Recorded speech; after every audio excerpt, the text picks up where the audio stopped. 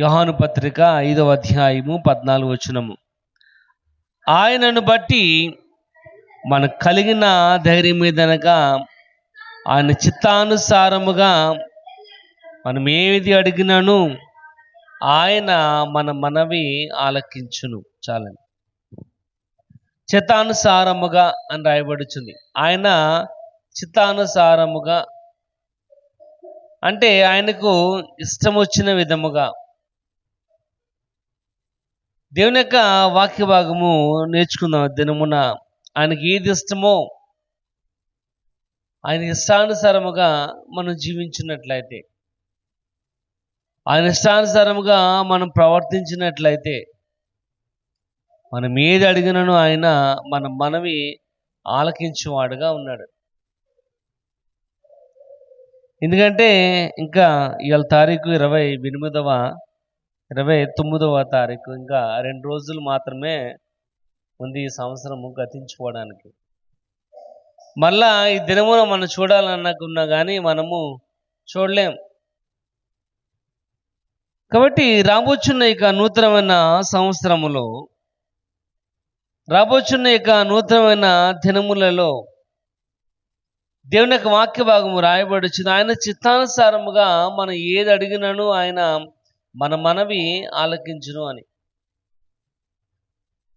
ఆయన చిత్తానుసారముగా మనం అడగాలి అంటే ఆయనకి ఏది ఇష్టమో ఆ రకంగా మనం ప్రవర్తించేవారుగా ఉండాలి.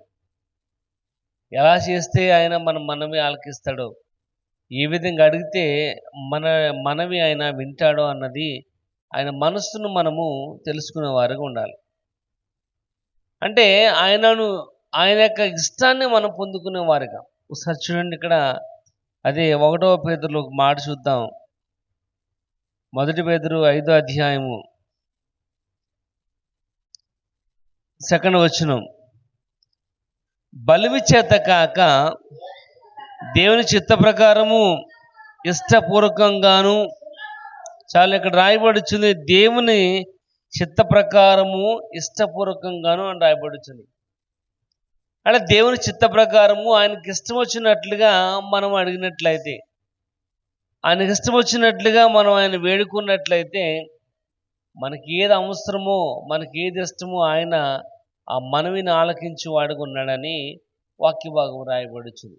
ఇక్కడ ఉదయకాల సమయంలో దేవుని యొక్క వాక్య భాగము రాయబడుచున్నట్లుగా ఒక చిన్న ఎగ్జాంపుల్ చూద్దాం. ఒకసారి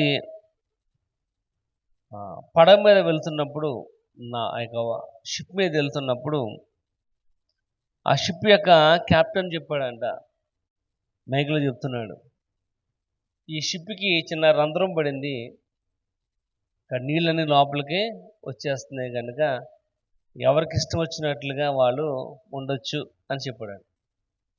ఎందుకంటే దాంట్లో కొన్ని కేటగిరీలు అనేవి ఉంటాయి. సామాన్యమైన వారికి ఒక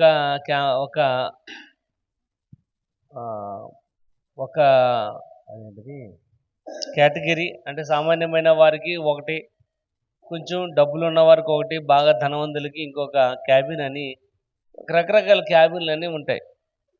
కాబట్టి ఎవరు సామాన్యమైన వాడు ఆ ధనవంతుడు ఉన్న క్యాబిన్కి వెళ్ళడానికి వీళ్ళు, ఎందుకంటే అంత డబ్బును వెచ్చించి ఆ టికెట్ వాడు కొనుక్కోలేడు కాబట్టి. కానీ ఎప్పుడైతే ఆ షిప్ యొక్క కెప్టెన్ చెప్పాడో, ఈ షిప్కి రంధ్రం పడింది కనుక మనం చనిపోతాం కనుక ఎవరికి ఇష్టం వచ్చినట్టు వారు ప్రవర్తించవచ్చు అని చెప్పినప్పుడు, ఎందుకంటే ఇంకా చనిపోతాం కనుక మనం కూడా ఏంటంటే, ఒకసారి మనం కూడా షిప్లో ఉన్నాం అనుకోండి, ఇప్పుడు కూడా వెళ్ళలేని ఆ యొక్క ధనవంతుల క్యాబిన్లు కూడా మనం వెళ్ళి, ఎందుకంటే వాళ్ళు పైన టాప్లో ఉంటారు కనుక, ఆ యొక్క సముద్రాన్ని చుట్టుపక్కల చూస్తుంటారు కనుక ఆ యొక్క ఆహ్లాదం వేరు కనుక, వాడు ఆ డౌన్ ఫ్లోర్లో ఉన్నవాడు గవా పరిగెత్తుకున్న పై ఫ్లోర్లోకి వెళ్ళి అవన్నీ కూడా చూడడం జరుగుతుంది. ఎందుకంటే వాడికి ఇంకా ఆపడానికి ఎవరు కూడా లేరు. మనం కూడా ఏం చేస్తూ ఉంటాం అంటే, మనకి ఇష్టం వచ్చినట్లుగా మనం ప్రవర్తిస్తూ ఉంటాం. కానీ దేవునికి ఏది ఇష్టమో ఆ రకంగా మనము ప్రవర్తించే వరకు ఉండాలి. ఒకవేళ మనకి ఇష్టం వచ్చినట్లుగా ప్రవర్తించినట్లయితే మనం ఎలా ఉంటాం? దేవుని యొక్క వాక్య భాగంలో చాలా స్పష్టంగా రాయబడుచుంది. 1వ యోహాను పత్రిక 5వ అధ్యాయంలోనే కొన్ని మాటలు మనం చూద్దాం ఈ దినమున. అదే పుస్తకములో నుంచి 2వ అధ్యాయము 15వ వచనం చూద్దాం. నీ లోకమునైనను లోకములో ఉన్న వాటినైనను ప్రేమించకుడి. చాలండి. లోకమునైనను లోకములో ఉన్న వాటినైనను ప్రేమించకూడదు.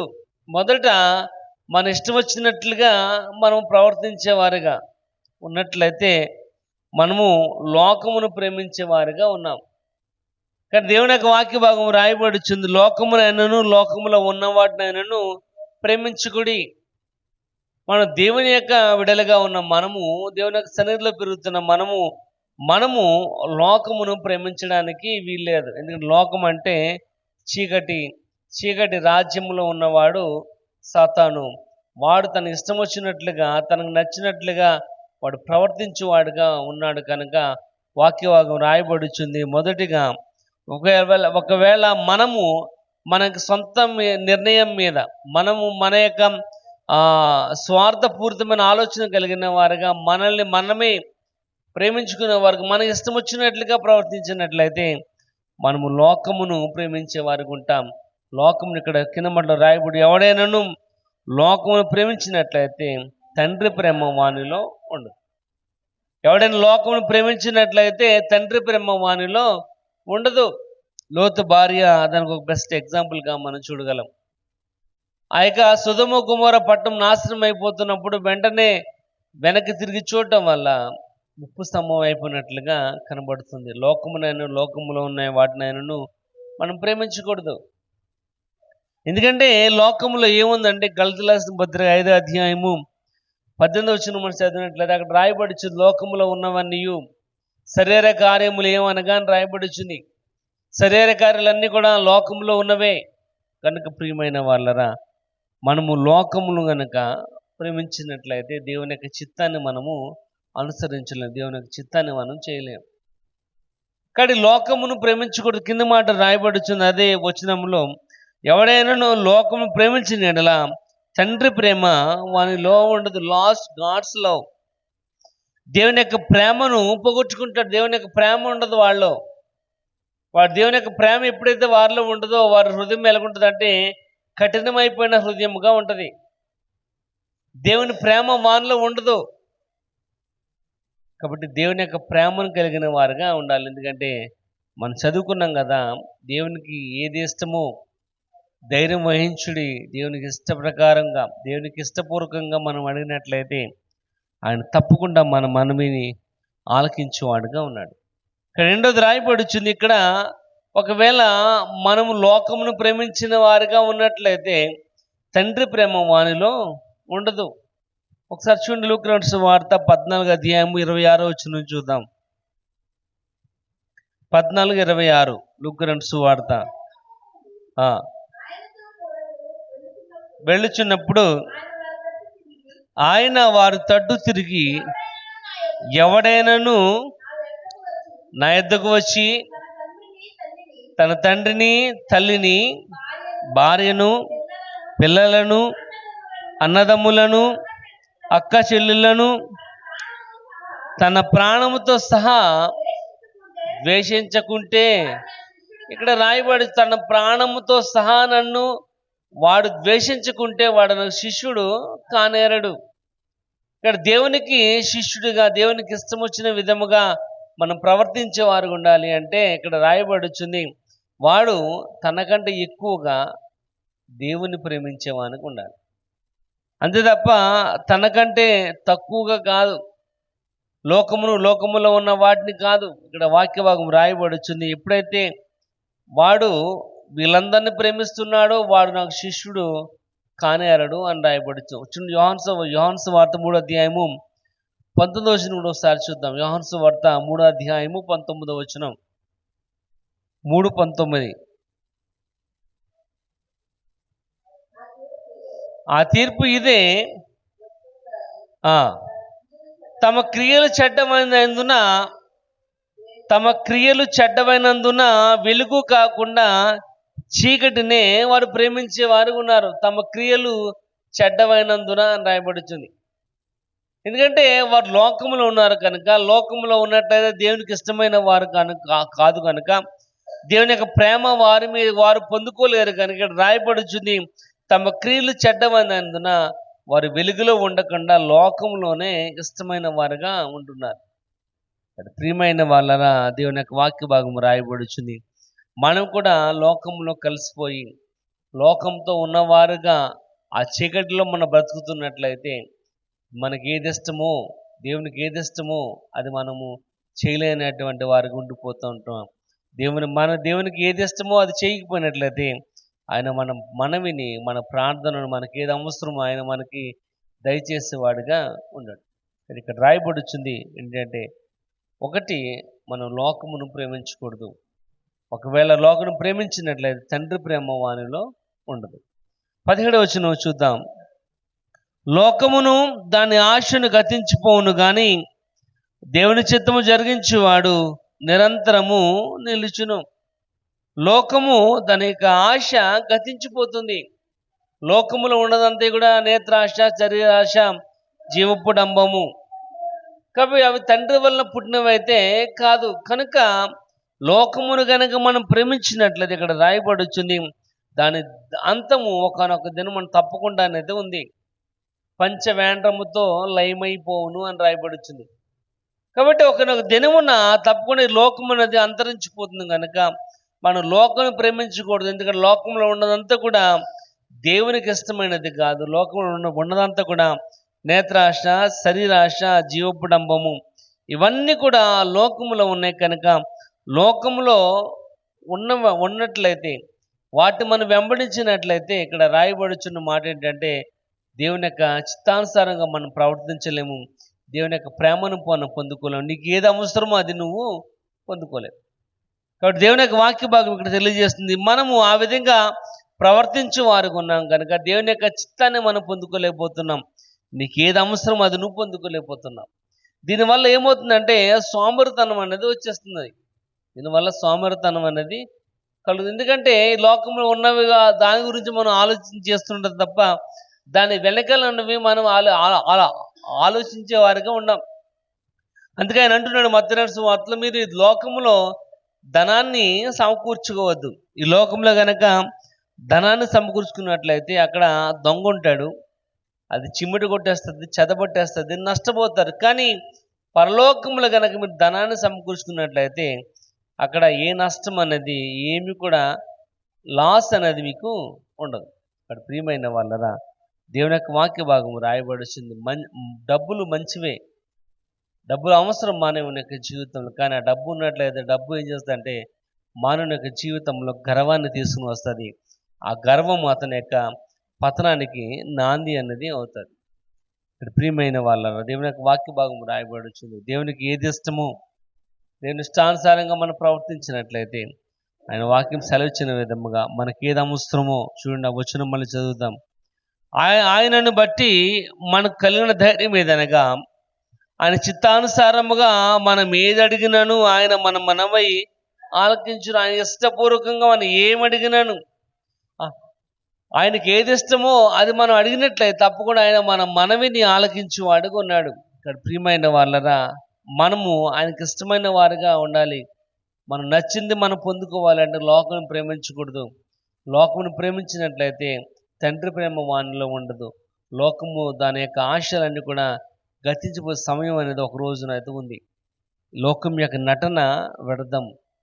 లోకం యొక్క నటన గతించిపోతుంది కనుక మనం లోకమును ప్రేమించకుండా we have to be separated. మనం ప్రత్యేకమైన వారిగా మన రక్షకుడైన యేసు ప్రభుని ఆయన ఆరాధించే వారుగా మనం ఉండాలి అని రాయబడుతుంది. కాబట్టి ప్రియమైన వాళ్ళ, మనం లోకమును ప్రేమించినట్లయితే దేవుని యొక్క చిత్తానుసారంగా మనం ప్రవర్తించలేం. కనుక మనం ఏం చేయాలి చూడండి, అదే పుస్తకంలో నుంచి 2వ అధ్యాయం 2వ అధ్యాయము 1వ వచనం నుంచి ఒకసారి చూద్దాం. 1వ వచనం నుంచి చదువుకుందాం.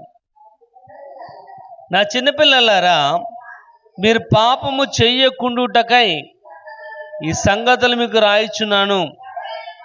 ఎవడైనను పాపము చేసిన యెడల నీతిమంతుడైన యేసుక్రీస్తు అన్న ఉత్తరవాది తండ్రి వద్ద ఉన్నాడు. ఇక్కడ రాయబడుచుంది, మొదటిగా వి హ్యావ్ ఏ డిఫెండర్. మనల్ని మన ముందు నిలబడే ఒక వ్యక్తి అనేవాడు మనకు కనబడుతున్నాడు. ఎప్పుడంటే దేవునికి ఇష్టానుసారంగా మనం ప్రవర్తించినట్లయితే, దేవునికి ఏది ఇష్టమో ఆ రకంగా మనం ప్రవర్తించినట్లయితే వీ హ్యావ్ ఎ డిఫెండర్. మనల్ని అడ్డుకునేవాడు ఒకడు ఉన్నాడు, మన ముందు నిలబడేవాడు ఒకడు ఉన్నాడు. ఆయనే ప్రభు అయిన క్రీస్తు. ఇక్కడ రాయబడుచుంది, నా చిన్న పిల్లలారా మీరు పాపము చేయకుండాటక ఈ సంగతులు మీకు తెలియజేస్తున్నాను. ఎవడైనా పాపం చేసిన ఎడల నీతిమంతుడైన యేసుక్రీస్తు అన్న ఉత్తరవాది తండ్రి వద్ద ఉన్నాడు. అంటే నీ ముందు ఇంకో వ్యక్తి అనేవాడు నిలబడుతున్నాడు. ఎప్పుడైతే నీ ముందు ఇంకో వ్యక్తి ఉన్నాడో నీ మీదకి ఏ శోధన అనేది, ఏ ఇబ్బంది అనేది రాదు. చూడండి, మనం బండి మీద వెళ్తున్నాం అనుకోండి, ఈ సీజన్లో చాలా భయంకరంగా చలి అనేది ఉంటుంది.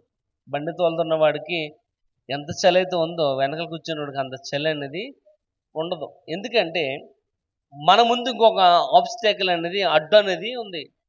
మన ముందు ఒక అడ్డు ఉంది కనుక ఆ చలి గాలి యొక్క తీవ్రత మన మీద చాలా తక్కువగా ఉంటుంది తప్ప ఎక్కువగా అనేది ఉండదు. కానీ ఇక్కడ రాయబడి వచ్చింది, మన ముందు ఒక డిఫెండర్, ఉత్తరవాది అనేవాడు ఉన్నాడు. ఆయన నీకు ఏది అవసరం. అందుకే రోమిల పత్రిక 8వ అధ్యాయము 34 రాయబడి వచ్చింది. చదవండి, 8వ అధ్యాయం 34. రోమ 8:34 చూడకుండా చదవాలి. ఆ శిక్ష విధించి వాడెవడు చనిపోయిన క్రీస్తు యేసే, అంతేకాదు మృతులలో నుండి లేచిన వాడును దేవుని కుడిపార్శ్వమున ఉన్నవాడును మన కొరకు విజ్ఞాపన చేయువాడును ఆయన. ఇక్కడ దేవుని యొక్క కుడిపార్శ్వమున కూర్చుని నీ కొరకు విజ్ఞాపన చేయువాడు నీ ప్రభువైన క్రీస్తు. ఆయనే నీ పక్షమునుండగా నీకు విరోధి ఎవడు? ఇక్కడ నీ ముందు నిలబడేవాడు ఆయన. మనం ఏం చేస్తుంటామంటే ఆయన ఉన్నాడనే ఆలోచనకి మనం రావట్లేదు. మన ముందు ఆయన ఉన్నాడనే ఉద్దేశం మనకు రావట్లేదు. కనుక ఏ ఇబ్బంది వచ్చినా, శోధ వచ్చినా మొదట నాకే తగులుతుంది, నాకే వస్తుంది అనుకుంటూ ఉంటాం. కానీ ఆయన అంటున్నాడు, నిన్ను నిందించు నిందలు నా మీద పడును గాక అంటున్నాడు. నేను ఎవరైతే తిడుతున్నారో ఆ తిట్టులు నిన్ను కాదు తిట్టేది, నన్ను. కాబట్టి మనము దాని గురించి పట్టించుకోకూడదు. ఇక్కడ వాక్య భాగం రాయబడుచుంది, మనం దేవునికి ఇష్టం వచ్చినట్లుగా ప్రవర్తించినట్లయితే వీ హ్యావ్ ఎ డిఫెండర్. మనకు మన ముందు ఒక వ్యక్తి అనేవాడు ఉన్నాడు. ఆయన దూసిన కత్తిని చేత పట్టుకున్నవాడు కనుక ఆయన దాటి నీ ముందుకు రావాలి తప్ప ఆయన దాటకుండా ఎవరు కూడా నిన్ను ఏమి కూడా చేయలేరు. ఎందుకంటే దాని బెస్ట్ ఎగ్జాంపుల్ ఎవరంటే యోబు యొక్క కుటుంబం. యోబుకును అతని కుటుంబానికి, ఆయన గృహానికి, ఆయన చేస్తున్న ప్రతి ఒక్క పనికిని ఆయన చుట్టూ కంచి వేసిన వాడిగా కనబడుతున్నాడు. ఆ కంచి దాటి రావాలి అంటే దేవునికి చిత్తమైతేనే తప్ప లేకపోతే ఎవరు కూడా లోపల వెళ్ళడానికి ప్రవేశించాలి. అక్కడ రాయబడుచుంది, ఎన్నో రకాలుగా ప్రయత్నం చేసిందంట ఆ కంచెలో నుంచి లోపలికి వెళ్ళడానికి. కానీ సాతాను వెళ్ళలేకపోయింది, అపవాది వెళ్ళలేకపోయింది. ప్రియమైన వాళ్ళరా, దేవుని యొక్క వాక్య భాగం రాయబడుతుంది. ఇప్పుడు ఒకవేళ మన దేవునికి ఇష్టం వచ్చినట్లుగా ప్రవర్తించినట్లయితే వీ హ్యావ్ ఎ డిఫెండర్. మన ఒక ఉత్తరవాది తండ్రి దగ్గర ఉన్నట్లుగా దేవుని యొక్క వాక్య భాగం రాయబడుతుంది. 3వ వచనం చదువుకుందాం. అది 2వ అధ్యాయం 3వ వచనం. మరియు మనం ఆయన ఆజ్ఞలను గైకొనిన ఎడల దీని వలననే ఆయనను వెరిగి ఉన్నాము. చాలండి. ఏంటంట? మరియు మనం ఆయన ఆజ్ఞలను గైకున్నట్లయితే దీని వలననే ఆయనను మనము తెలుసుకున్నాం. We know God.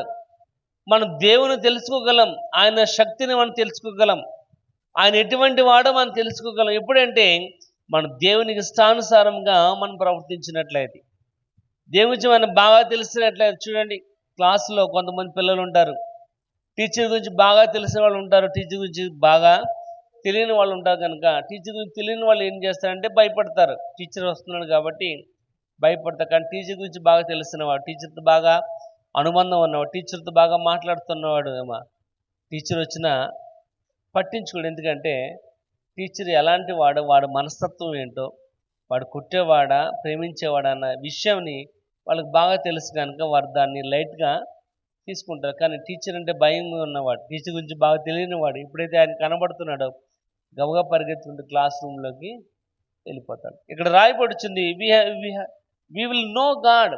మనం తప్పనిసరిగా ఆయన గురించి మనం తెలుసుకోగలం. ఇక్కడ రాయబడుచుంది మరియు మనం ఆయన ఆజ్ఞలను గైకొన్నట్లయితే అంటున్నాడు. దేవుని యొక్క వాక్యాన్ని మనం అనుసరించినట్లయితే, దేవుని యొక్క వాక్యం చెప్పినట్లుగా మనము ప్రవర్తించినట్లయితే, దేవునికి ఇక ఇష్టానుసారముగా మనం జీవించినట్లయితే వి విల్ నో హిమ్.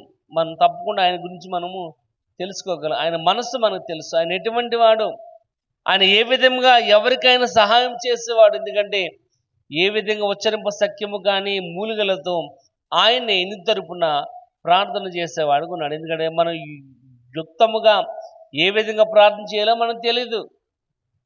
మనం ఎలా ప్రార్థన చేయాలి, ఎలా దేవుని అడగాలో మనకు తెలియదు కనుక ఆయనే నీ తరపున ప్రార్థన చేసేవాడుగా కనబడుతున్నాడు. కానీ ప్రియమైన వాళ్ళరా, వి విల్ నో హిమ్. మనం తప్పనిసరిగా ఆయన గురించి మనము తెలుసుకోగలం ఎప్పుడైతే ఆయన ఇష్టానుసారముగా మనము ప్రవర్తించినట్టు. చూడండి, అదే 1వ అధ్యాయం 7వ వచనం చూద్దాం.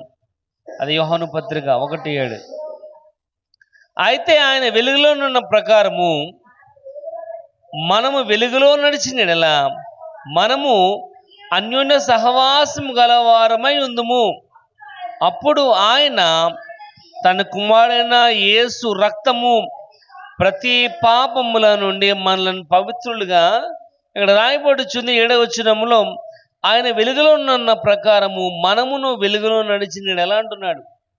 ఆయన వెలుగులో ఉన్నాడు కనుక ఆయన చిత్తానుసారంగా మనం కూడా వెలుగులో నడిచిన ఎలా ఇక్కడ అంటున్నాడు. మనము ఆయన అన్యోన్య సహవాసం గలవారమై ఉందము. ఆయనతో పాటు క్లోజ్ రిలేషన్షిప్లో మనం ఉండగలం. మనం ఆయనతో పాటు చాలా ఇష్టముగా, ఆయనతో పాటు మనం చాలా స్నేహంగా ఉండగలం. ఎందుకంటే నిజమైన స్నేహితుడు విడివక నిన్ను ప్రేమించేవాడు ఉన్నాడు. నిజమైన స్నేహితుడు ఎప్పుడు కూడా నిన్ను ప్రేమించేవాడు ఉంటాడు. ఎన్ని ఇబ్బందులు వచ్చినా, కష్టం వచ్చినా, నష్టం వచ్చినా నీ యొక్క వెనకాల ఉండి నిన్ను వెన్నంటే నడిపించేవాడుగా ఆయన స్నేహితుడిగా ఉంటాడు. ఎప్పుడంటే మనం ఆయన వెలుగులో ఉన్నాడు కనుక మనం కూడా వెలుగులోనికి వచ్చినప్పుడు, మనము ఆయన ఇష్ట ప్రకారంగా చేసినప్పుడు, మనకి ఏది అవసరమో అది మనం పొందుకునే వారికి ఉండాలంటే ఆయనకి ఇష్టం వచ్చినట్టుగా. చూడు, మత్తయి సువార్త 6వ అధ్యాయం 8వ వచనము రాయబడుచుంది. మనం అడగక ముందే నీ అక్కర గురించి ఆయనకు ఆలోచన కలిగిన వాడిగా ఉన్నాడు.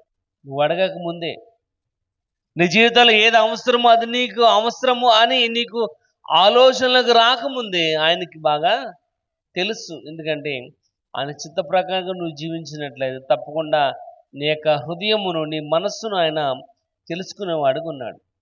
ఇక్కడ రాయబడి వచ్చింది, ఎప్పుడైతే మనకు ఇష్టం వచ్చినట్లు, దేవునికి ఇష్టం వచ్చినట్లు ఎప్పుడైతే మనం ప్రవర్తిస్తూ ఉంటామో, ఒకటి వీ హ్యావ్ ఎ డిఫెండర్, మన కోసం విజ్ఞాపన చేసేవాడు ఒకడు ఉన్నాడు.